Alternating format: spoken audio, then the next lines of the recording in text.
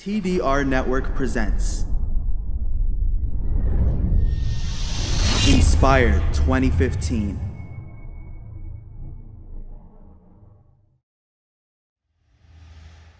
We are obliged to seek knowledge of Islam, first and foremost. Of course, the command of the Prophet ﷺ didn't distinguish between knowledge of Islam and worldly knowledge. He just said seeking knowledge is obligatory on every Muslim. And I'm sure you've heard before the distinction made between the knowledge of Islam and worldly knowledge. Knowledge of Islam is considered to be fard ayn, which begins with knowledge of Allah.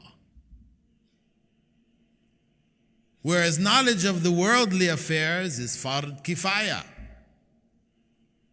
communal obligatory knowledge. If some people learn it, the society is not held accountable. If nobody learns it, then the whole society is in sin. That knowledge, the knowledge of this world, the worldly knowledge, is divided into two types of knowledge.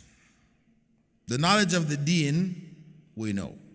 We said that's individual obligatory knowledge, fard ayn, beginning with knowledge of Allah, knowledge of the Messenger of Allah, knowledge of Islam, and so on and so forth.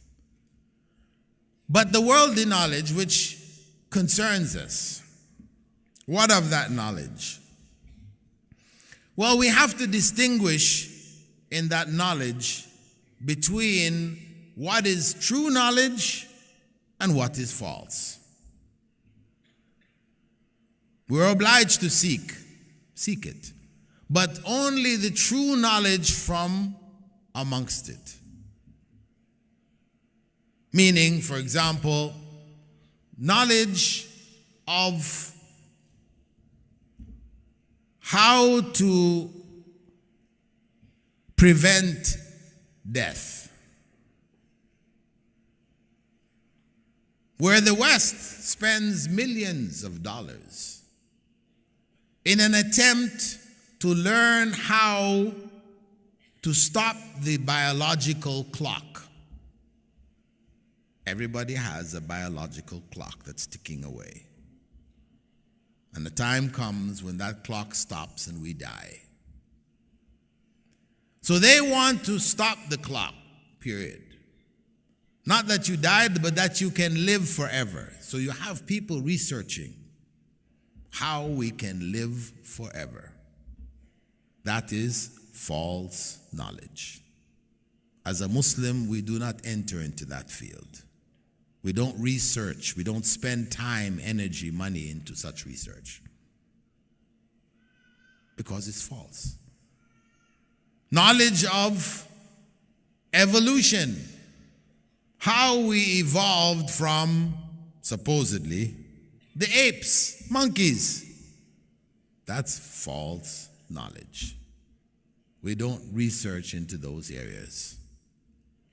We are human beings. We have always been human beings. Then we take the body of knowledge, which is true knowledge, and we have to further subdivide it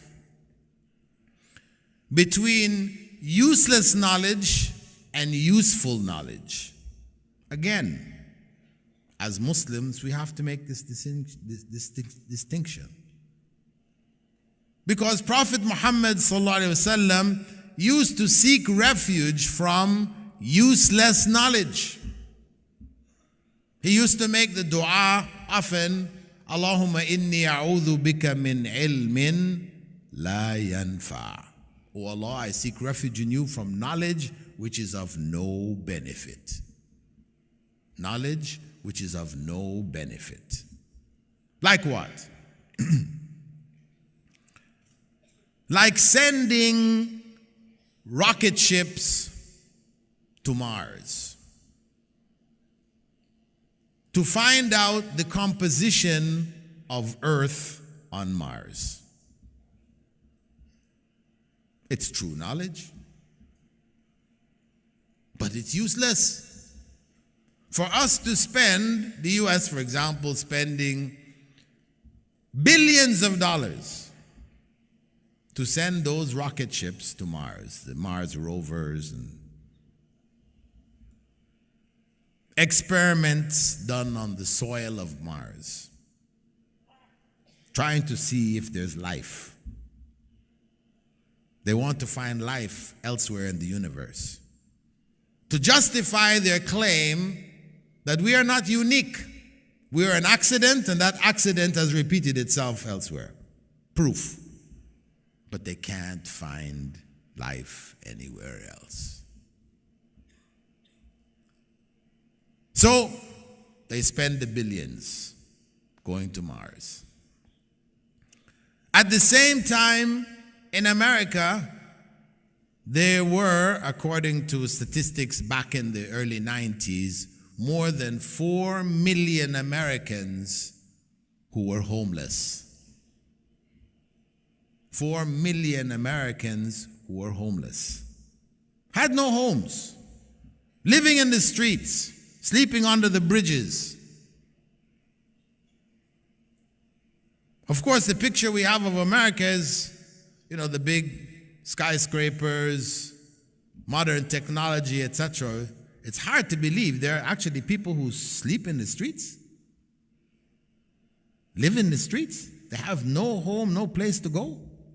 That may be Calcutta in India. Yes, we know about that. Calcutta. New York City, Washington, Chicago, Los Angeles. Yeah. In Los Angeles, where the winter doesn't get so cold, no problem.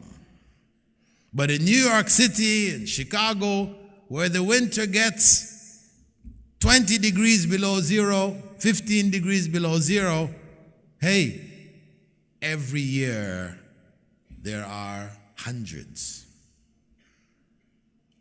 thousands who die frozen.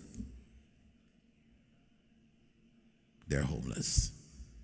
So, can we justify sending rocket ships to Mars to find out the composition of the Earth on Mars while leaving millions of our citizens without homes? No. We said that knowledge about dirt on Mars is useless knowledge. So we, as Muslim scientists, etc., would only research in the useful knowledge. How we can provide homes for our citizens, food for them, etc.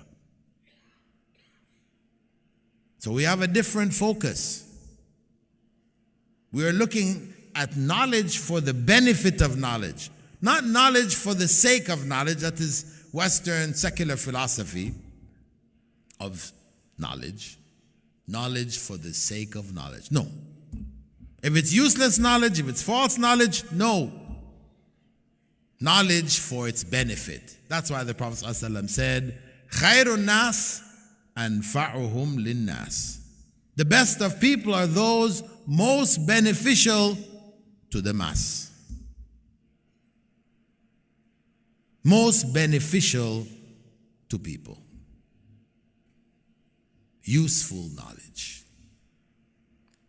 Then, in the category of useful knowledge, we have to divide it into appropriate knowledge and inappropriate knowledge. You might say, well, what's that? Appropriate knowledge and inappropriate knowledge. Well, inappropriate knowledge, for example, when I give this talk to students in medicine, universities, medical universities, I tell them, I ask, what fields people are studying in, then whenever a brother puts his hand up and says, I'm studying gynecology, I said, that's inappropriate. As a male, for you to specialize in gynecology is not appropriate. Another brother puts his hand up, I'm specializing in breast cancer. No, this is not appropriate. It's useful knowledge. It's true. But not appropriate for males to specialize in.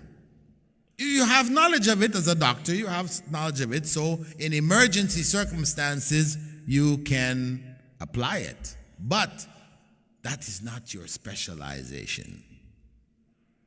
A sister puts her hands up and she says she's specializing in prostate cancer. I said, no, that's not appropriate.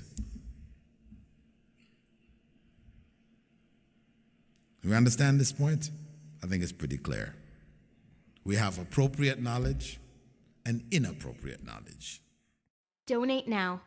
Go to thedailyreminder.org/donate.